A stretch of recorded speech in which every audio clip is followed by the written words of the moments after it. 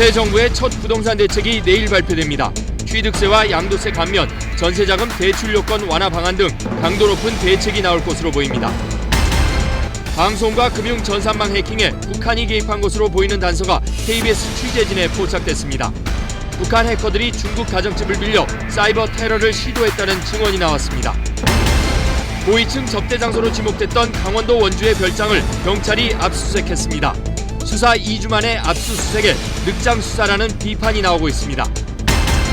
생계를 위해 일하는 노인이 해마다 늘고 있습니다. 상당수는 저임금 중노동에 시달리고 있어 대책 마련이 시급합니다. 일본 극우단체의 상습적인 반환 시위를 규탄하는 일본인들이 늘어나면서 오늘 도쿄에서 양쪽이 격렬한 대치를 벌였습니다.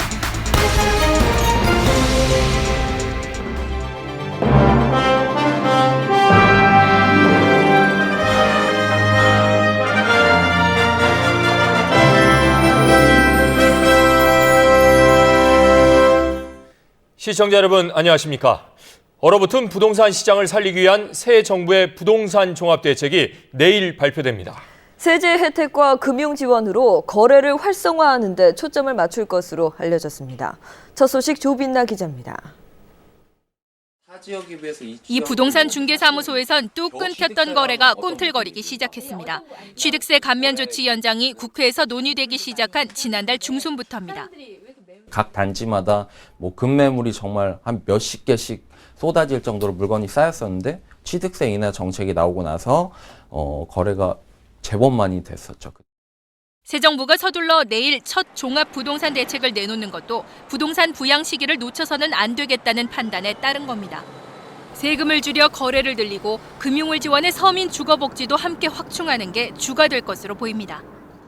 세제라든지 좀 주택금융에서 그런 수요를 좀 유발할 수 있는 게 없는지 기대하셔도 좋을 거다. 우선 새로 짓는 주택과 미분양 주택의 양도세를 한시적으로 감면해주고 다주택자의 양도세 중과세율을 없애는 안이 검토되고 있습니다. 처음으로 집을 사면 올해 말까지 취득세를 면제해주고 6월이면 끝나는 취득세 한시 감면 기간도 연장하는 방안도 논의되고 있습니다. 기대에 못 미칠 경우에는 반짝 거래는 이루어지겠지만 본격적인 회복세로 이어지기에는 한계가 있을 것으로 예상이 됩니다. 저소득층의 금융 지원도 강화돼 국민주택기금 대출 이자를 낮춰주고 신혼부부 전세자금도 신설될 예정입니다. 하지만 총부채 상환 비율 DTI와 담보대출 인정 비율 LTV 완화는 가계부채를 고려해 제외될 것으로 알려졌습니다. KBS 뉴스 조빈나입니다. 연일 계속되는 북한의 위협 속에 이 남북 간의 유일한 끈인 개성공단 내 입주기업들은 대책 마련에 분주했습니다. 이 정부는 개성공단 근로자의 안전에 촉각을 곤두세우고 있습니다. 이중근 기자입니다. 북한의 폐쇄 위협에도 개성공단은 차질 없이 돌아가고 있다는 게 정부의 판단입니다. 하지만 입주기업들은 혹시나 하는 불안감을 떨쳐내지 못하고 있습니다. 오늘은 긴급 기자회견까지 열어 남북은 서로를 자극하는 발언과 행동을 중단해달라고 촉구했습니다. 어떤 정치적인 어려움이 있더라도 개성공단은 꼭 유지돼야 한다는 이 의지를 전달하기 위해서 오늘 긴급 회동하게 되었습니다. 입주업체들은 특히 개성공단이 북한의 달러박스라는 등 자존심을 건드리는 표현은 자제해달라고 요청하기도 했습니다. 개성공업지구의 발전과 남북 관계의 발전을 위해서 소모적인 정치적인 논쟁은 자제해달라는 것입니다. 지난 2004년 문을 연 개성공단에는 현재 우리 기업 123곳이 입주했고 북한 근로자는 5만 3천 명이 있습니다. 지난 2009년 3월엔 북한이 한미훈련에 반발해 일시적으로 통행을 중단시키기도 했습니다. 하지만 이때를 빼곤 천안함 피격과 연평도 포격 당시에도 남북을 잇는 유일한 끈으로 유지됐습니다. 정부 당국자는 북한의 위협 발언이 최고조에 이른 만큼 개성공단 내 우리 근로자들과 24시간 연락체계를 갖추고 근로자들의 안전을 위한 대책을 마련 중이라고 밝혔습니다. KBS 뉴스 이중은입니다. 지난 20일 방송사와 금융권을 공격한 사이버 테러가 발생한 지 열흘 넘게 흘렀습니다. 해커들의 정체가 여전히 오리무중인 가운데 북한 해커들이 연루된 것으로 보이는 몇 가지 단서들을 저희 KBS 취재진이 중국에서 확보했습니다. 박상민 기자입니다. 북한과 맞닿은 중국의 훈춘에 사는 중국 동포 김모 씨. 지난달 말 시세보다 임대료를 5배 더 주겠다는 북한의 젊은이 3명에게 한 달간 자신의 아파트를 빌려줬습니다. 나이대는 27, 80. 누가 봐도 전문가 같아요. 군인이 아니면 아마 그럴 거예요. 이들은 복층 아파트의 1층은 비워둔 채 2층 다락방에 틀어박혀 모종의 컴퓨터 작업을 벌였습니다. 일단은 다섯 대, 최소 5대. 그 아테나 같은 게 있었는데 그 손을 이렇게 놓고 밑에 두라고 같이 연결된 것 같아요. 평상시에 사용하는 거 아니구나. 이들이 사용한 안테나는 추적을 차단하기 위한 고성능 인터넷 통신 장비로 추정됩니다. 주변에 있는 비밀번호를 크래킹해서 썼을 확률이 높기 때문에 해당 IP들이 추적을 하기는 쉽지 않을 거다. 이렇게. 북한 해커로 추정되는 이들이 사라진 것은 지난 20일. 방송과 금융권 해킹 사건이 벌어진 바로 그날이었습니다. 청소도 깨끗해 하고 남자가 3사람이가 이 집에 있었다는 느낌이 안 줘요. 비슷한 시기 북한 해커들의 주요 거점 가운데 하나로 알려진 중국의 선양에서도 북한 해커들의 움직임이 감지됐습니다. 넘어오신 분은 몇 명이었습니까? 맞습니다. 이 사람들은 무슨 나가린단 말이에요. 밤새 콩커딩만 짜는 사람이 있고. 북한 전자전 요원들을 교육시키다 지난 2005년 탈북한 박모 씨도 이번 해킹 사건 직전에 북한 해커로부터 특별 작전에 들어간다는 말을 전해 들었다고 밝혔습니다. 해킹 작업은 끝났다고 말을 하더라고요. 그때 하려고 하다가 그만두고 다시 또 이번에 이제 공격을 한 걸로 알고 있습니다. 암호명 하스타트의 정체가 아직 명확히 드러나지 않은 가운데 북한 해커들이 관련된 것으로 보이는 단서들이 하나둘 모습을 드러내고 있습니다. KBS 뉴스 박상민입니다. 날로 첨단화되는 해킹 범죄자를 잡아내는데 우리 정부로서도 한계가 있죠. 그래서 현상금 제도를 도입하자는 주장이 힘을 얻고 있습니다. 민간 해킹 전문가들이 나서 범죄자를 잡도록 유도하자는 겁니다. 박경호 기자입니다. 이 보안업체는 지난해 초 한 보험사의 의뢰를 받아 전산망을 해킹했습니다. 직원 4명이 단 2달 만에 수십만 명의 개인정보를 빼내 보험사를 놀라게 했습니다. 무슨 은행, 금융권, 공공기관, 정부기관 할 수 있냐? 제가 봐서 맘만 먹으면 충분히 가능하다고 생각합니다. 정부에 고용된 보안 전문가들만으론 해킹 범죄자를 추적하는 데 한계가 있습니다. 이 때문에 경찰이 강력 범죄자를 수배할 때 현상금을 걸듯 해킹이 발생할 경우 해킹 범죄자 검거에 현상금을 걸자는 의견이 나오고 있습니다. 수백만 원만 하더라도 당연히 하는 거죠. 실제로 한번 해봐라. 장만 열어놓으면 제 고수들이 다 나설 겁니다. 제가 봐서는. 민간의 해킹 고수에게 해킹 범죄자를 잡도록 하자는 겁니다. 끝까지 자신들을 추적하고 검거할 것이라는 두려움과 경계심이 생기기 때문에 사전에 예방적 효과가 굉장히 크리라 생각합니다. 해킹이 재난에 버금갈 정도로 피해가 큰데도 범인은 거의 잡히지 않고 있기 때문에 사이버 테러 현상금제를 도입해 검거율을 높여야 한다는 주장이 설득력을 얻고 있습니다. KBS 뉴스 박경호입니다. 이른바 별장 접대 의혹을 수사하고 있는 경찰이 마약 탐지견까지 동원해 대대적인 별장 압수수색을 벌였습니다. 수사 착수 2주 만인데 뒷북 수사라는 비판도 나옵니다. 박효인 기자입니다. 건설업자 윤모 씨가 고위층을 상대로 접대를 벌였다는 의혹에 휘말린 강원도 원주의 별장 현장.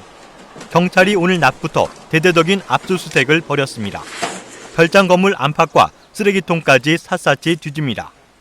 환각 파티를 했다는 소문을 확인하기 위해 마약 탐지견까지 데려왔습니다. 오늘 압수수색에서는 경찰이 확보했다는 동영상이 찍힌 장소가 별장이 맞는지를 확인했습니다. 또 별장 접대 인물이나 이권 청탁의 물증을 확보하기 위해 컴퓨터와 머리카락, 담배꽁초 등도 수거했습니다. 원하는 작업품들이 좀 나왔나요? 잘 모르겠습니다. 오늘 압수수색은 수사가 시작된 지 2주 만입니다. 경찰이 확보했다는 동영상 속에 인물 확인이 어렵게 되자 뒤늦게 압수수색에 나선 것으로 보입니다. 사건의 핵심이 접대에 따른 대가 관계를 밝히는 것인데도 경찰이 동영상에만 매달리다 온갖 의혹만 부풀렸다는 비판이 나오는 이유입니다. 또 압수수색이 늦어지면서 그동안 사건 관련자들이 증거를 인멸했을 수도 있습니다. 경찰은 수사팀이 확보한 새로운 진술을 토대로 사실 확인 작업을 한 것이라며 늦지 않았다는 입장입니다. 경찰은 압수물 분석이 끝나는 대로 건설업자 윤 씨를 소환할 계획이라고 밝혔지만 뒷북 수사로 수사 성과에 대한 회의적 시각도 적지 않습니다. KBS 뉴스 박효연입니다. 절도 혐의로 경찰 조사를 받던 10대 피의자가 달아났다가 하루 만에 붙잡혔습니다. 이 피의자가 달아난 것도 문제지만 잡고 보니 수갑도 푼 상태였습니다. 김시원 기자입니다. 어제 오후 4시 서울 마포경찰서 여성청소년계 사무실. 절도 혐의로 수갑을 찬 채 조사를 받던 18살 이모군은 담당 경찰관이 화장실을 간 틈을 노려 달아났습니다. 사무실 안에는 다른 경찰관이 있었지만 전혀 눈치채지 못했습니다. 이군은 4층 사무실에서 내려온 뒤 경찰서 정문으로 뛰어나갔지만 아무런 제지도 받지 않았습니다. 피의자가 도망쳤는데도 보고는 1시간 뒤에야 이루어졌습니다. 그 사건이 발생했을 때 찾으려고 노력을 많이 했던 것 같아요. 그래갖고 부랴부랴 경찰 500명을 투입해 밤새 수색에 나선 경찰. 만 하루 만인 오늘 오후 서울 고속버스터미널에서 이군을 붙잡았습니다. 이군은 수갑을 푼 상태였습니다. 검거할 때는 어떻든 간에 그 수갑이 안 채워진 상태고 주머니에 있는 걸로 저희들이 확인을 했습니다. 끊어진 건 아닌 것 같습니다. 지난해 12월 성폭행 혐의로 조사를 받다 탈출한 노영대와 지난달 전주에서 절도 혐의로 조사를 받다 도망친 30살 강모 씨. 모두 경찰 조사를 받다가 관리가 소홀한 틈을 타 달아났고 다시 붙잡혔을 땐 수갑까지 푼 상태였습니다. KBS 뉴스 김시원입니다. 3월의 마지막 일요일 어떻게 보내셨습니까? 벚꽃이 활짝 핀 진해에서는 군항제 전야제가 열리고 있습니다. 화창한 봄 날씨에 상춘객들의 발길이 끊이지 않았습니다. 임주영 기자입니다. 하천을 따라 활짝 핀 벚꽃들이 그림 같은 꽃터널을 만들었습니다. 내일부터 시작되는 군항제를 앞두고 전야제가 열린 진해. 벚꽃 구경꾼들로 발 디딜 틈이 없습니다. 모처럼 이런 날씨도 좋은데 가족들이랑 나와서 꽃도 보고 즐거운 시간을 보내게 돼서 너무너무 좋습니다. 51번째 벚꽃 축제를 앞두고 해군 군악대의 연주 등 다양한 행사가 상춘객들의 눈길을 끌었습니다. 도심 공원에도 화창한 봄 햇살이 내려앉아 가족 나들이객들을 맞고 있습니다. 활짝 핀 봄꽃이 곳곳에서 꽃망울을 터뜨렸고 아이들은 그 앞에서 봄꽃보다 더 화사한 웃음을 짓습니다. 날씨도 좋고 꽃도 아름답고 친척들이랑 같이 놀러 오니까 재미있어요. 고궁에도 나들이객들이 몰렸습니다. 전통 그대로의 모습을 재현한 수문장 교대식이 열렸습니다. 수문장들의 모습은 외국인들의 눈길을 사로잡았습니다. Oh, it's beautiful. The color, the people. I just got here, so it's beautiful. It's a great experience. 연일 계속되던 꽃샘추위가 물러나면서 도심 요원지와 공원마다 봄 기운을 찾아 나선 나들이객들로 붐볐습니다. KBS 뉴스 임주영입니다.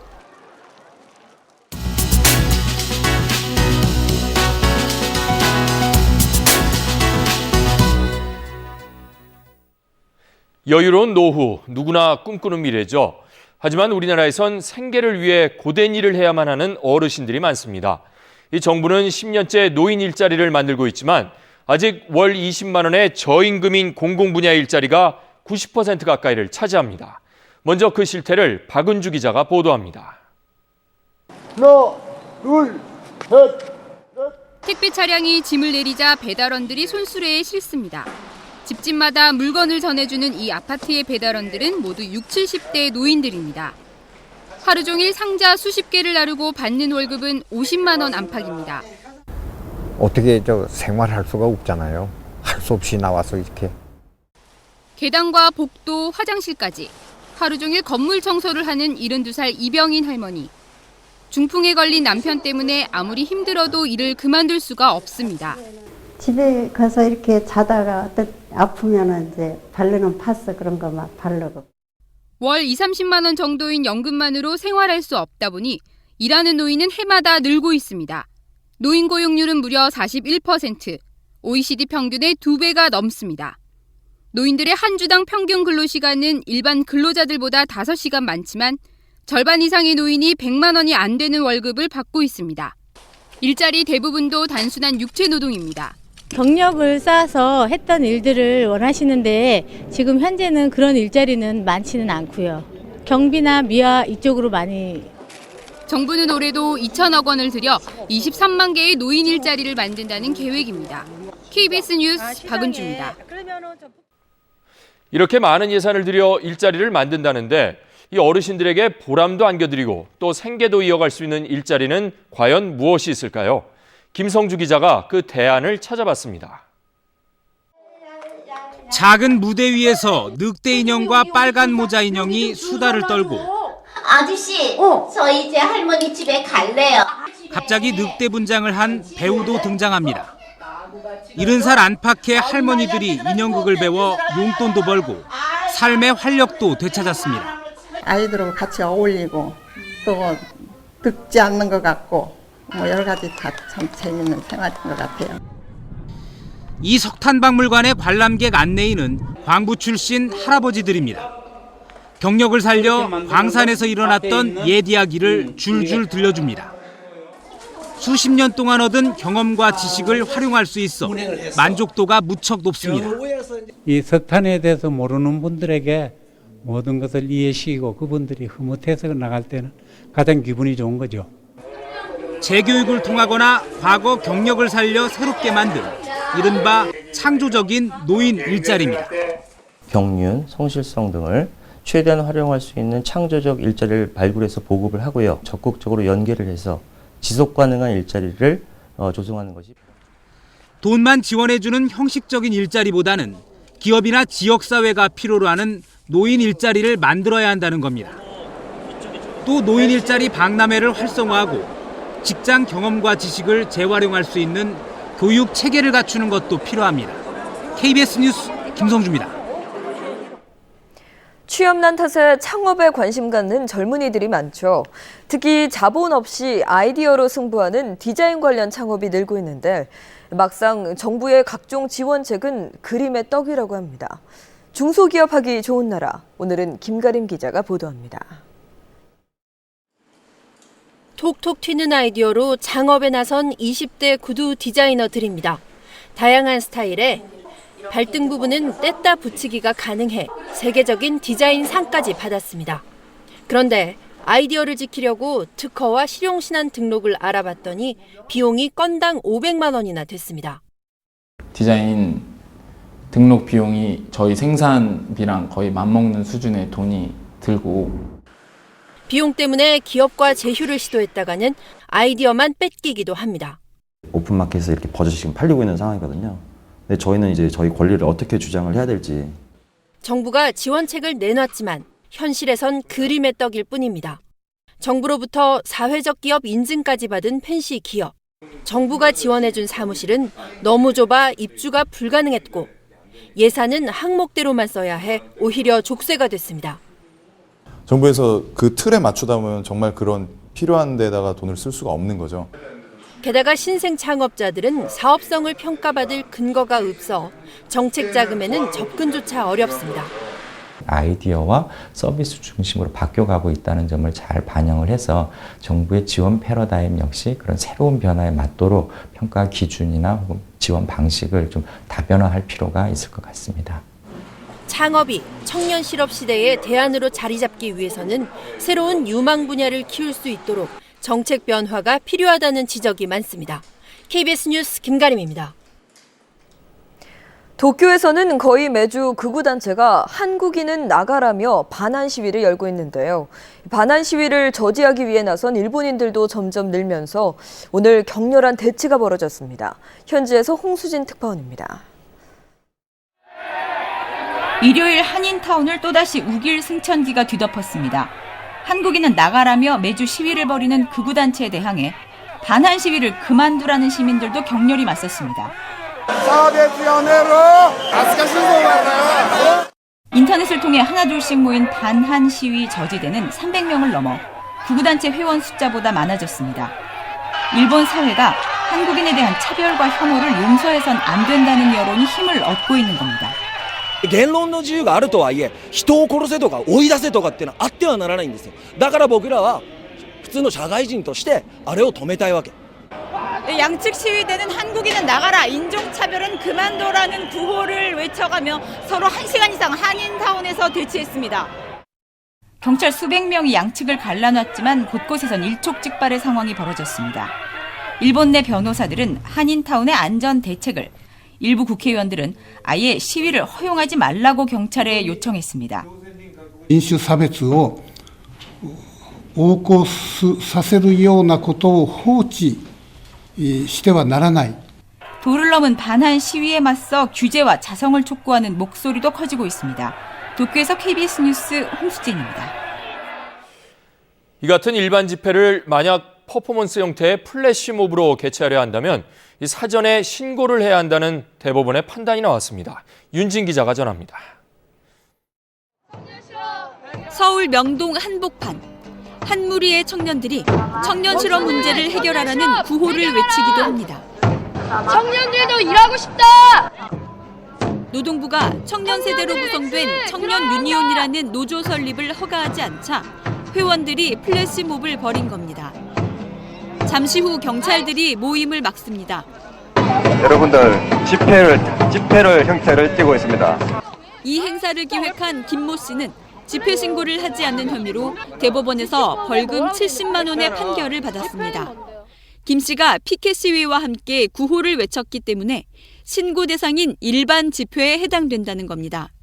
피고인이 벌인 퍼포먼스는 그 목적과 방법, 내용 등에 비추어 볼 때 집시법상의 신고 의무 적용이 배제되는 오락 또는 예술에 관한 집회로 볼 수 없다는 내용의 판결입니다. 표현의 자유를 침해했다는 시각도 있습니다. 플래시몹 같은 경우에도 집시법에 적용을 받는다고 판단함으로써 이러한 형태의 표현행위를 광범위하게 제한할 수 있는 그런 우려가 있다고 볼 수 있습니다.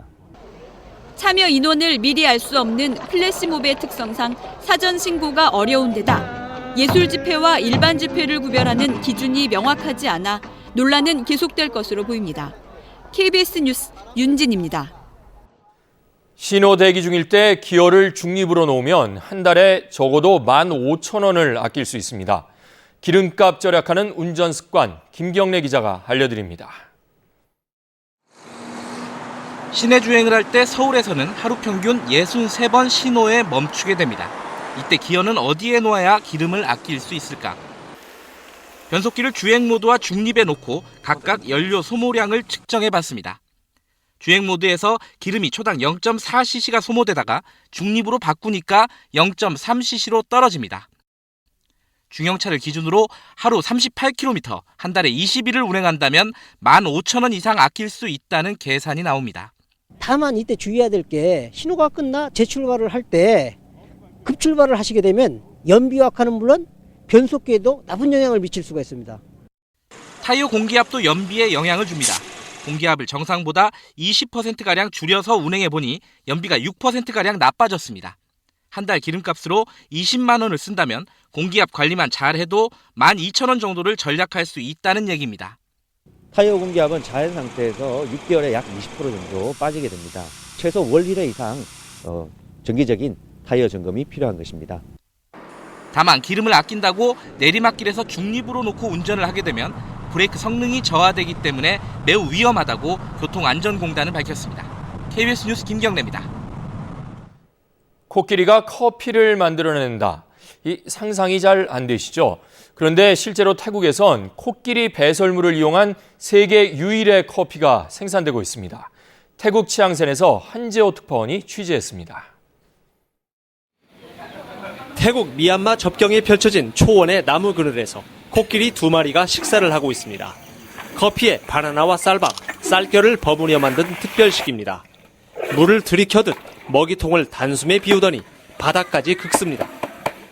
코끼리가 먹은 커피는 모두 변에 섞여 나옵니다. 이 커피를 손으로 일일이 골라내 물에 여러 번 헹굽니다. 그런 다음 음지에서 말려 2달을 숙성시킨 뒤 원두를 볶아내면 세계 유일 코끼리 똥 커피가 됩니다. 이 커피를 탄생시킨 주인공은 캐나다의 한 청년. 비밀은 소화 효소 작용입니다. enzyme that happens, what breaks down the protein found inside coffee. So, a less bitter tasting coffee. 이 커피 농장에서 26마리의 코끼리가 코끼리통 커피를 만들어냅니다. 한 마리가 1년에 약 10kg을 생산합니다. 양이 너무 적어 태국에서만 소비되는데 맛이 극히 부드럽고 향이 독특합니다. Like chocolate, some kind of berries, maybe cherries. 6잔이 나오는 한 봉지 값이 4만 원 정도. 수입의 8%는 코끼리가 전 재산인 26가정을 돕는 데 쓰입니다. 코끼리도 커피를 만들어낼 수 있다는 기발한 상상력이 돋보입니다. 태국 치앙센에서 KBS 뉴스 한재호입니다. 국내 개봉작 가운데 최고의 흥행 기록을 보유한 영화 아바타의 한 장면입니다.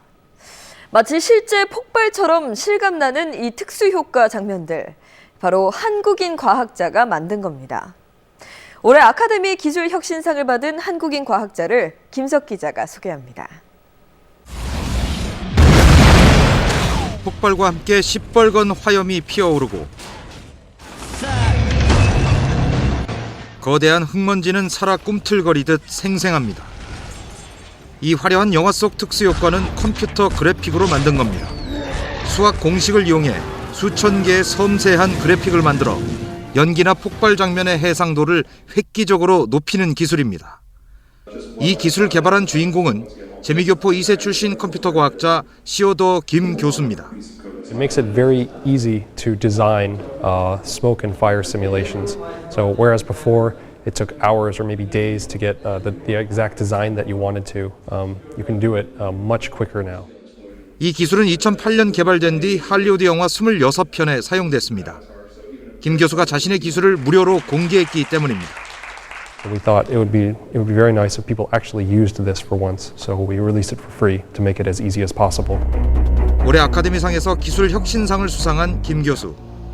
앞으로 파도와 지진 해일 등 액체와 관련된 특수효과 기술을 개발할 계획이라며 한국 영화인들과도 함께 일하고 싶다고 말했습니다. KBS 뉴스 김석입니다. 박근혜 대통령은 오늘 미국 대사의 안호영 전 외교부 일차관을, 중국 대사의 권영세 전 새누리당 사무총장, 일본 대사의 이병기 여의도 연구소 고문을 각각 내정했습니다. 위성락 러시아 대사와 김숙 유엔 대표부 대사는 유임됐습니다. 내일부터 담배 포장에 당신의 자녀를 병들게 합니다와 타르 흡입량은 흡연 습관에 따라 달라질 수 있습니다라는 경고 문구가 추가되고 정부의 무료 금연 상담 전화 1544-9030이 표기됩니다.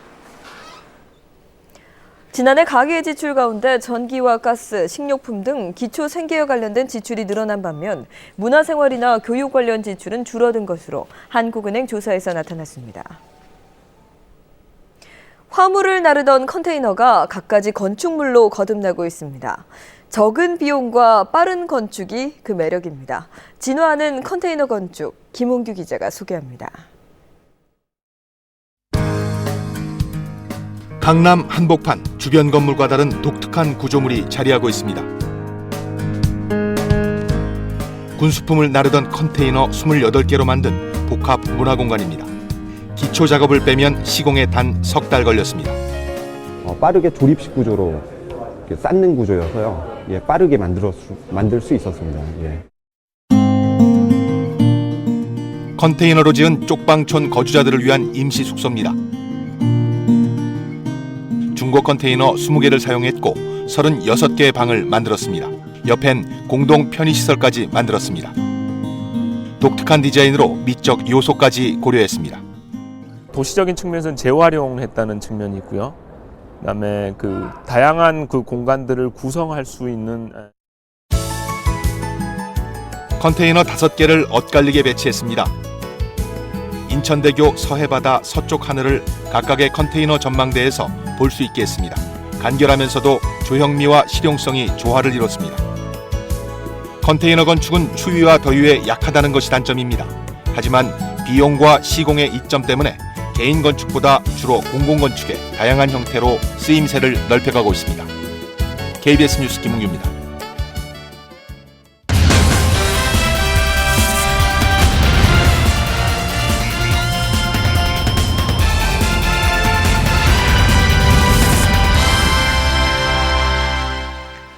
안녕하십니까. 스포츠 뉴스입니다. 프로야구 롯데의 시즌 초반 뒷심이 대단합니다. 손아섭의 끝내기 안타로 이틀 연속 짜릿한 끝내기 승리를 거두었습니다. 먼저 롯데와 한화의 경기 주요 장면입니다.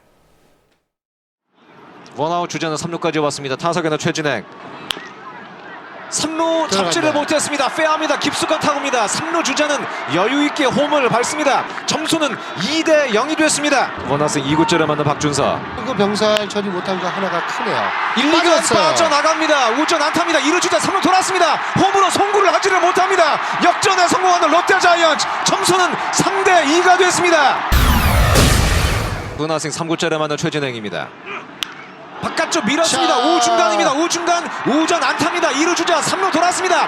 홈으로 백홈됩니다. 홈에서 세이프됐습니다. 5대4 한 점 차로 한화의 4번 타자와 롯데 마무리의 맞대결. 볼카운트는 2&2. 제6구 잡아 당겼습니다. 좌전 안타입니다. 2루 주자 3루 돌았습니다. 홈으로 백홈됩니다. 홈에서 세이프. 승부는 원점으로. 무사 주자 1루가 2루. 잡아 당겼습니다. 우익수 뒤로 펜스를 원바운드로 맞춥니다. 어제에 이어서 오늘도 롯데 자이언츠가 끝내기 승리를 거둡니다. 예, 지난해 홈런왕 박병호는 개막 2경기 만에 시즌 첫 홈런포를 쏘아 올렸습니다. 이 밖에 프로야구 소식은 송재혁 기자가 전합니다.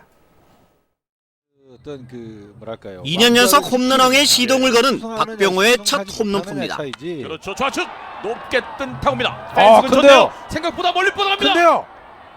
넘어가는군요. 1회 첫 타석에서 나온 125m짜리 한 점 홈런이었습니다. 박병호는 4대1로 앞선 6회엔 적시타로 타점 하나를 추가하며 타격감을 끌어올렸습니다. 박병호 등 타선의 지원 속에 김병현은 광주 일고 1년 선배인 서재웅과의 첫 맞대결에서 판정승했습니다. 5와 3분의 2이닝 동안 2점만 내주고 팀의 6대4 승리를 이끌며 영경엽 감독에게 데뷔 첫 승을 안겼습니다. 우선 이겨서 좋고요. 그리고 저희 감독님 첫 승이라서 더 좋고요. LG는 SK와의 개막 2연전을 모두 역전승으로 장식했습니다. 2차전 주인공은 삼성에서 나란히 이적한 현재윤과 손주윤이었습니다. 현재윤은 1대0으로 뒤진 이후에 솔로 홈런포로 담장에 넘어갑니다. 손주윤은 2대1로 앞선 6회 1타점 2루타로 결정적인 역할을 했습니다. 두산은 3타점을 올린 이적생 홍성은의 활약으로 삼성을 꺾고 2연승을 올렸습니다. KBS 뉴스 송재혁입니다. 예, 프로축구 K리그 클래식에서 울산이 김신욱의 결승골로 강원을 꺾고 2연승을 날리며 2위로 올라섰습니다. 인천의 이천수는 4년 만에 K리그 복귀전을 치렀습니다. 정충희 기자가 보도합니다. 울산은 16분 만에 골문을 열었습니다. 잡았어요. 가운데 들어갑니다. 한상훈의 완벽한 패스를 김신욱이 깔끔하게 골로 연결했습니다. 전반 33분에는 김승용이 추가골을 터뜨렸습니다. 후반 39분 울산은 교체 투입된 박용지의 골로 쐐기를 박았습니다. 3대0으로 이긴 울산은 2연승을 달리며 2위로 올라섰습니다. 작은 선수들이 또 장점이 많기 때문에 시너지 효과를 현재까지 내고 있는데요. 또 다양한 득점 루트를 통해서 저한테만 견제되지 않고 여러 가지 견제된다면은 저희 팀이 더 발전될 수 있다고 생각합니다. 인천의 이천수는 1381일 만에 K리그로 돌아왔습니다. 후반 7분에 투입된 이천수는 아직은 몸놀림이 무거웠지만 감각적인 슈팅과 날카로운 코너킥 등 부활의 가능성을 보여줬습니다. 경기에서는 대전이 이웅희와 주앙 파울로의 연속골로 2대1로 승리했습니다. 1무 2패로 부진하던 대전은 첫 승을 신고하며 분위기 반전에 성공했습니다. KBS 뉴스 정충입니다. 우리에겐 생소한 종목이지만 크리켓은 전 세계 20억이 넘는 인구가 즐기는 인기 스포츠입니다. 우리나라에도 대표팀이 꾸려져 인천 아시안게임을 목표로 구슬땀을 흘리고 있습니다. 박선우 기자가 취재했습니다. 힘차게 던지고 받아칩니다. 야구와 비슷해 보이는 크리켓은 11명이 한 팀이 되어 공을 배트로 쳐서 득점을 겨루는 경기. 우리에게 생소하지만 인도 등에선 인기가 높아 아시안게임 정식 종목입니다. 우리나라도 간신히 한 팀을 꾸릴 정도인 13명으로 내년 인천대회에 도전장을 던졌습니다. 20대 1의 경쟁률을 뚫고 태극마크를 단 이들 가운데는 야구 선수 출신도 4명이나 포함됐습니다. 네, 따라가는데 좀 수월하게 따라갈 수 있었던 것 같아요. 공 보는 것도 좀 아무래도 좀 야구랑 하여튼 모든 게 비슷해요. 선수가 감독 역할까지 해내고 전용구장이 없어 학교 운동장에서 훈련할 정도로 열악합니다. 연습 경기에서 외국인 동호회 팀에게도 질 정도로 아직 수준은 걸음마 단계입니다.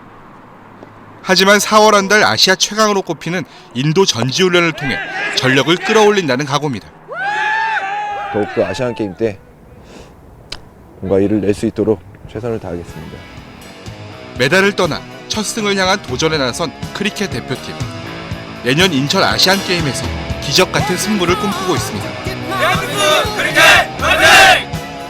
KBS 뉴스 박선우.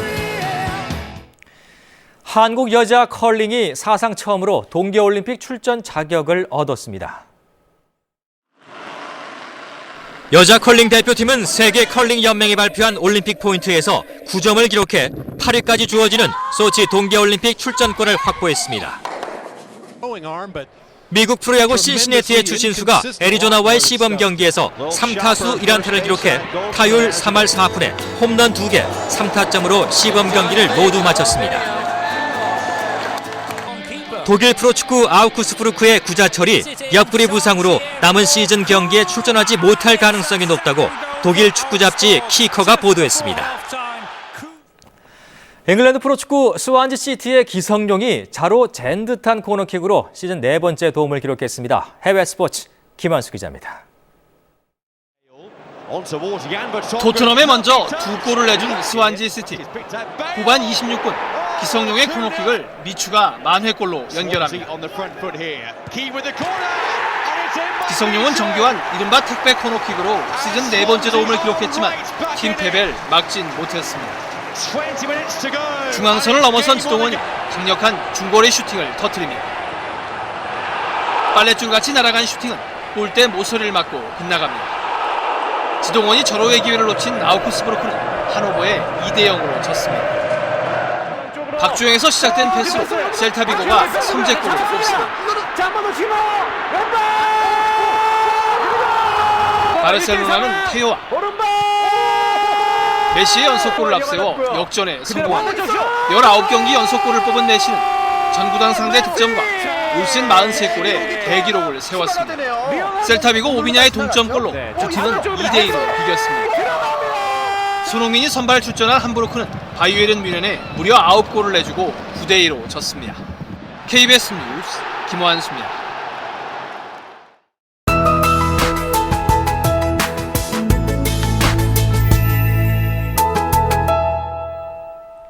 휴일인 오늘 바람이 다소 불긴 했지만 봄을 만끽하기에 좋은 날씨였습니다. 남부지방에서는 벚꽃과 산소유꽃 등 봄꽃 축제가 한창이었는데요. 4월에 시작되는 이번 주엔 봄 기운이 더욱 완연해지겠습니다. 내일 서울의 낮 기온이 15도로 오늘보다 포근하겠고 주 후반엔 한낮에 20도 가까이 오르겠습니다. 다만 모레 화요일 전국에 비가 내리면서 기온이 일시적으로 내려가겠습니다. 오늘 전국에 구름 없이 맑은 하늘이었습니다. 내일은 동쪽 고기압의 가장자리를 따라 따뜻한 남서풍이 들어오겠습니다. 전국에 가끔 구름이 많겠고 아침에 내륙 지역엔 안개가 끼는 곳이 있겠습니다. 또 중부와 영남 지역의 건조특보는 계속되겠습니다. 아침 기온은 서울이 3도, 부산이 7도로 오늘보다 낮아 쌀쌀하겠습니다. 낮에는 서울이 15도, 광주와 대구가 19도로 오늘보다 3도가량 높겠습니다. 아침과 낮의 기온차가 커 감기 걸리지 않도록 유의하셔야겠습니다. 물결은 모든 해상에서 1, 2m로 비교적 낮게 일겠습니다. 기상정보였습니다. 9시 뉴스 모두 마칩니다. 편안한 휴일 밤 보내십시오. 고맙습니다.